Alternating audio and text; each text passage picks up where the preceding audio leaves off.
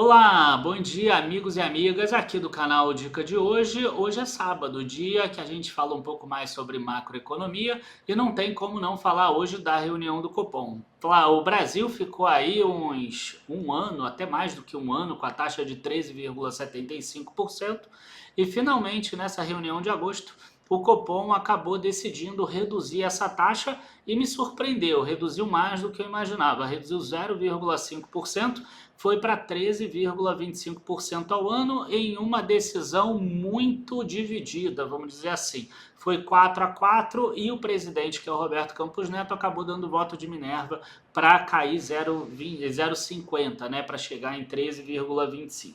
Vamos dar uma olhada nos principais pontos do comunicado e alguns pontos que eu acho que são importantes para você com relação ao investimento em bolsa. Então a gente vai fazer isso logo depois da vinheta. Curtam o vídeo, se inscrevam no canal e a gente já começa.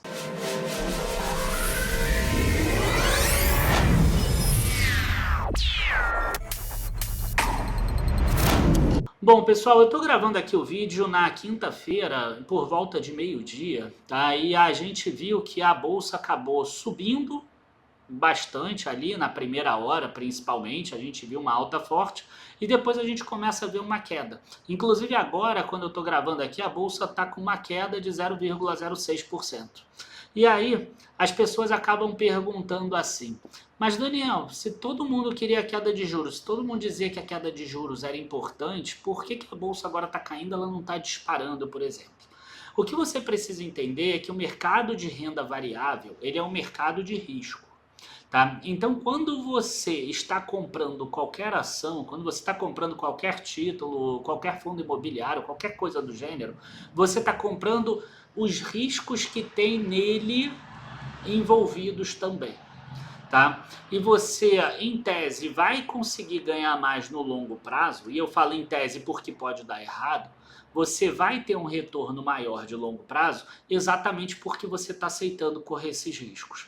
Então, tem muita gente que tenta fazer o seguinte, eu vou esperar sair a decisão, ou qualquer coisa que seja, eu vou esperar sair o resultado, eu vou esperar sair o dividendo, eu vou esperar sair a tributação, eu vou esperar sair qualquer coisa que seja, para depois comprar.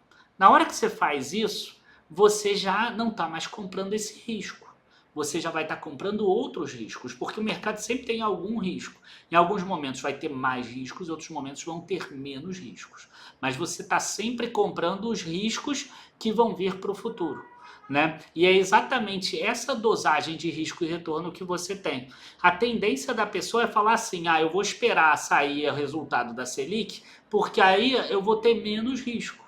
O que significa você ter menos risco? Significa você ter menos retorno depois, tá? Então, o que eu quero aproveitar para dizer é o seguinte, esse é o primeiro ponto, né? Você compra risco. E se você quiser esperar passar os riscos, ou a maioria deles, você está optando por ter menos retorno.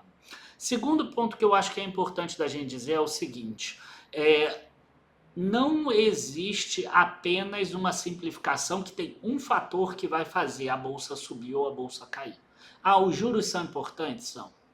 Né? Mas se você pegar ali e tabular a correlação do juro com a bolsa diariamente, né? Porque as pessoas olham assim, caiu, tem que subir no dia seguinte. Você vai ver que é uma correlação pífia, uma correlação péssima. Ela não existe essa correlação no diário. Ela vai talvez ter uma correlação, e mesmo assim no mensal ou até no anual, quando você pega o gráfico de juro futuro. Né? Nesse gráfico de juro futuro, sim, você vai ter alguma correlação. E mesmo assim não é uma correlação de 100%. Então podem ter períodos que a taxa Selic caia, igual aconteceu, por exemplo, no governo Dilma, e a bolsa caia também.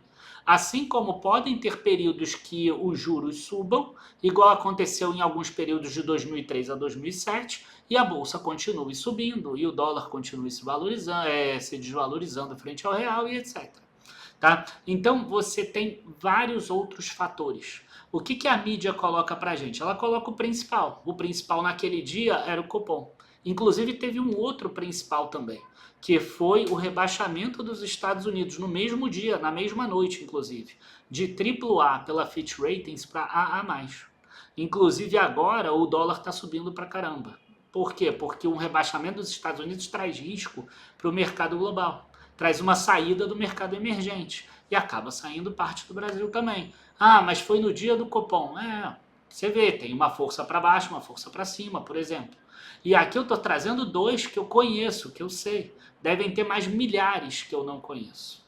Então, a primeira coisa que eu quero falar para vocês é o seguinte: a gente vai analisar o comunicado do Copom, mas evitem simplificar que só o Copom vai fazer o preço dos teus ativos. E por isso que eu tenho falado cada vez mais para você, que é uma pessoa física, que com certeza até eu também não consigo, ler tudo que vai sair, porque é impossível, cada vez mais se produz matérias, informação e etc. O cérebro humano ele não consegue condensar tudo isso e ainda transformar isso em dados. Né? Monte um plano, monte uma estratégia e siga essa estratégia. Mesmo que a bolsa caia, você segue essa estratégia. Mesmo que a bolsa suba muito, você segue essa estratégia. É o que a gente tenta fazer nas nossas assinaturas, é o que a gente tenta fazer nos nossos produtos. Tá? Então agora, eu vou trazer aqui alguns pontos que eu acho que são importantes na decisão do Copom, no comunicado, e aí depois a gente vai acabar encerrando o vídeo e eu vou passar a conclusão aqui que eu tive com relação a esse comunicado. Tá? Primeira coisa aqui é o seguinte, né? Fala sobre o ambiente externo, que ele se mostra incerto, com alguma desinflação, e os bancos centrais das principais economias permanecem determinados a promover a convergência das taxas de inflação para as suas metas. Então, o Banco Central ele entende que o cenário ambiente externo ainda é ruim, ainda é complicado, e que ele está caindo taxa, assim como o Chile também está caindo taxa nessa semana, e enquanto isso os países desenvolvidos estão subindo taxa. O que acaba sendo um pouco perigoso, mas o Brasil tem aí um juro real grande, ok, dá para a gente reduzir um pouco de taxa sim. Tá? Esse parágrafo ele é muito parecido com o da última reunião. Né? Então a gente vê aqui algo muito similar. Eles tiram aqui essa parte, inclusive com a retomada de ciclos de elevação de juros em algumas economias.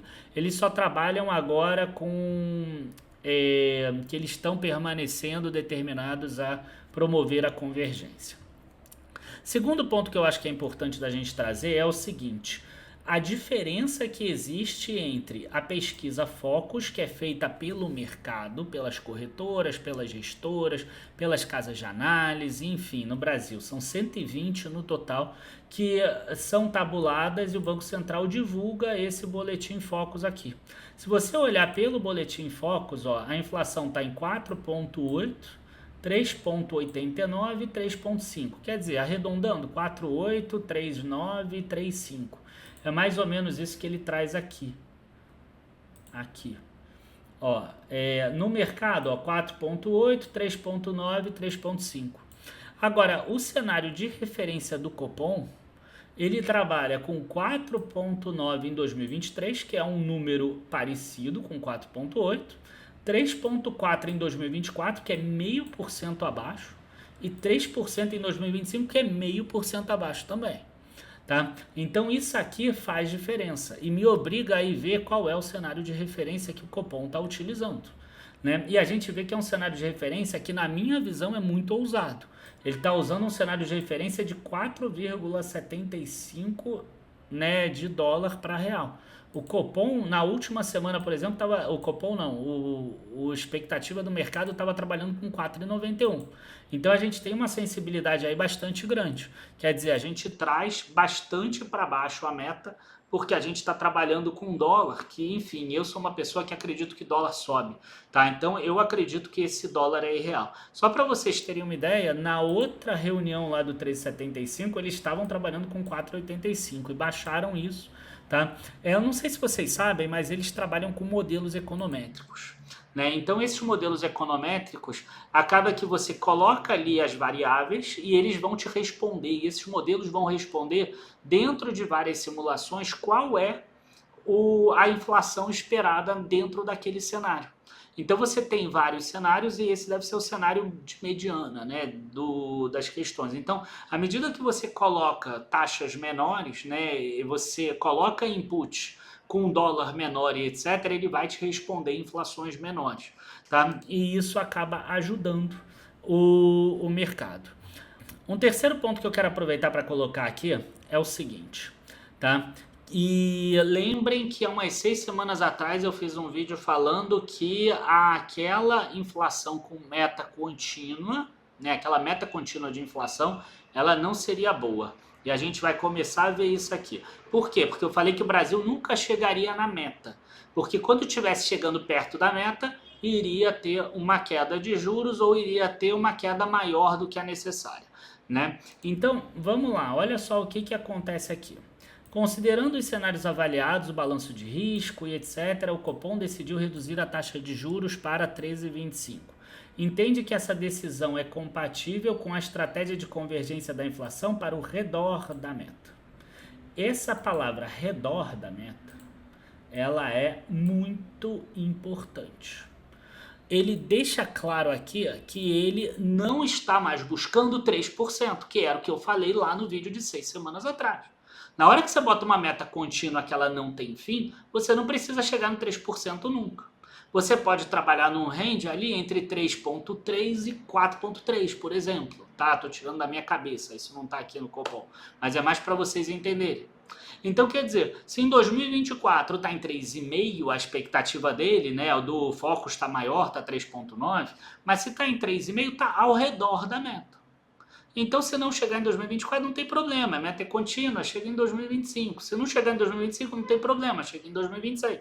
Foi o que eu falei. Então, quer dizer, a meta, na minha visão, pelo menos, ela vai passar a ser uma meta figurativa. Ou senão a meta vai passar a ser o piso. Ou vai ser perto do piso. Né? No fundo, quando você bota uma meta de 3, é para ficar entre 1,5 e 4,5.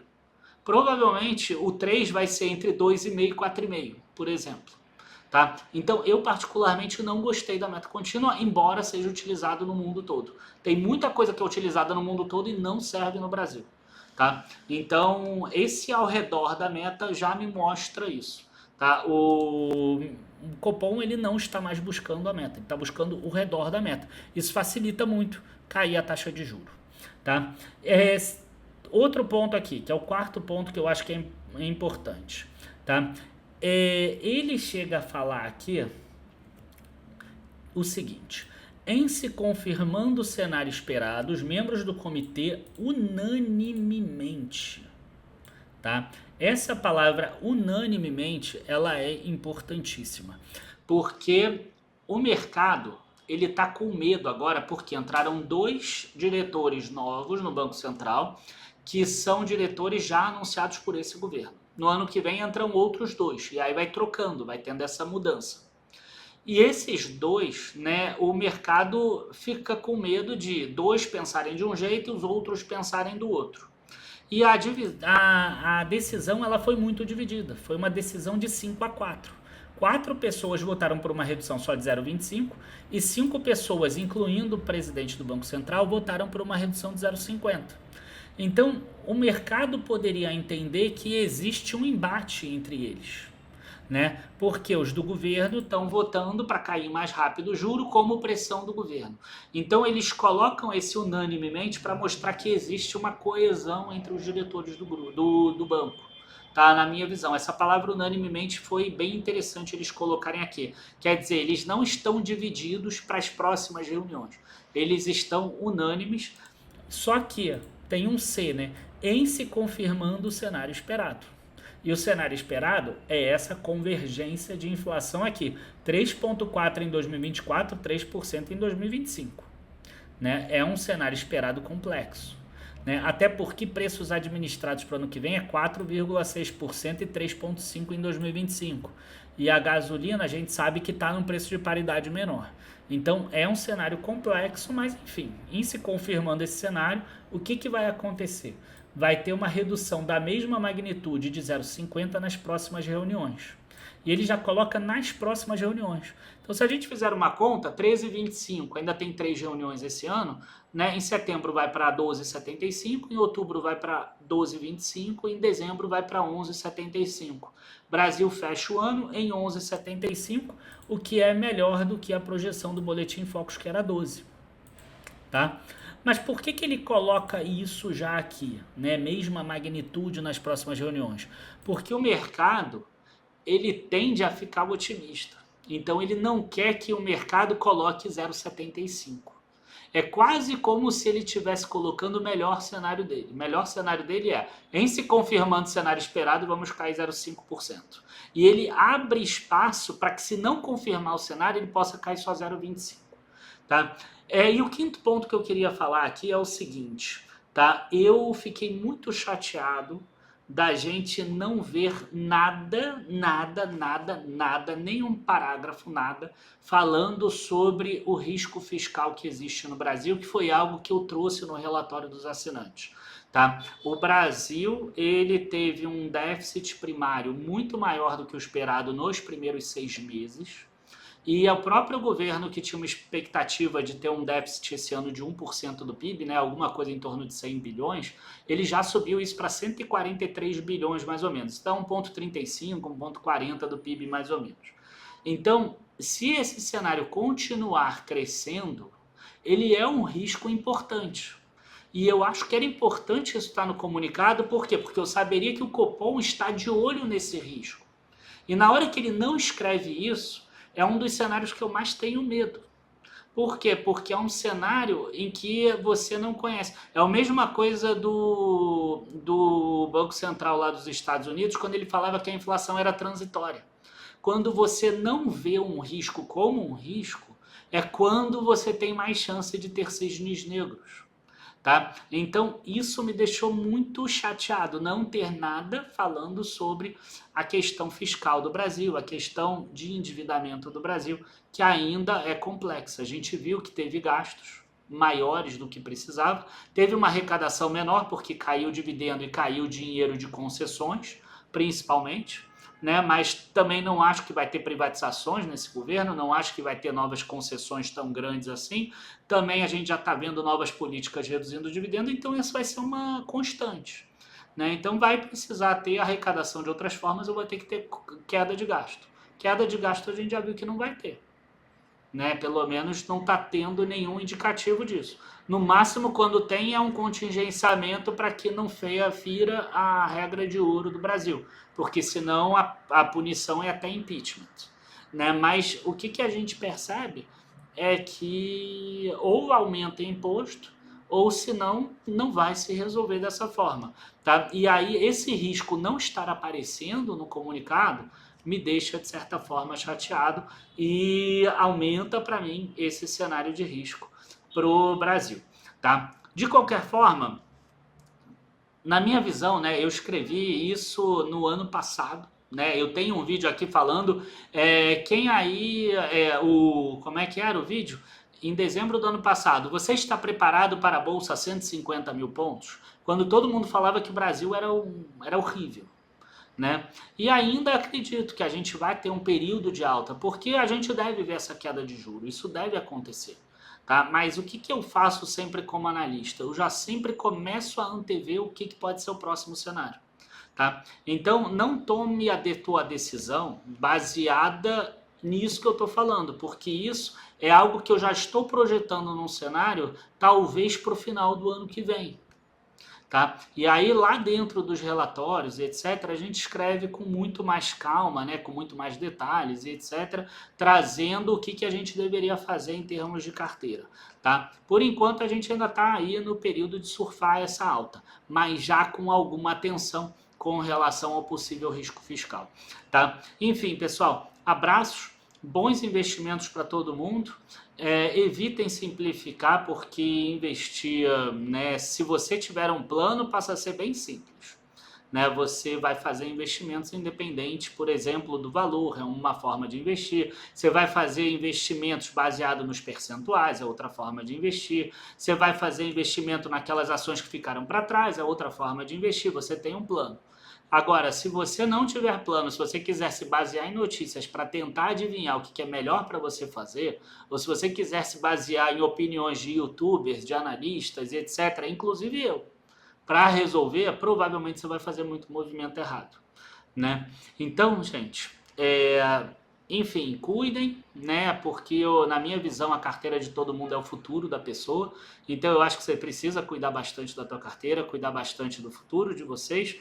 E espero que vocês tenham principalmente juízo disciplina e paciência para esperar o longo prazo. Se você quiser que a gente te ajude nisso tudo, né? Que eu falo sempre, é simples, mas é muito difícil a pessoa ter autocontrole e ter autodisciplina, e a gente vai te ajudar muito nisso. Claro que a gente vai ter lá as recomendações dos ativos que você tem que comprar, o preço máximo, se deve comprar, se deve vender, etc. Isso tudo, mas isso não é o mais importante. O mais importante é você ter autocontrole e disciplina. Se você quiser a nossa ajuda, o link está aqui embaixo. O nosso combo renda total que a gente lançou no dia 25 de julho, hoje, 5 de agosto, é o último dia do desconto, tá? O último dia do bônus. É o último dia. Amanhã você vai poder comprar ele no dia 6 de agosto, com preço maior, né? Com desconto menor. Então é isso, pessoal. Abraços, bons investimentos e até a próxima. Tchau, tchau.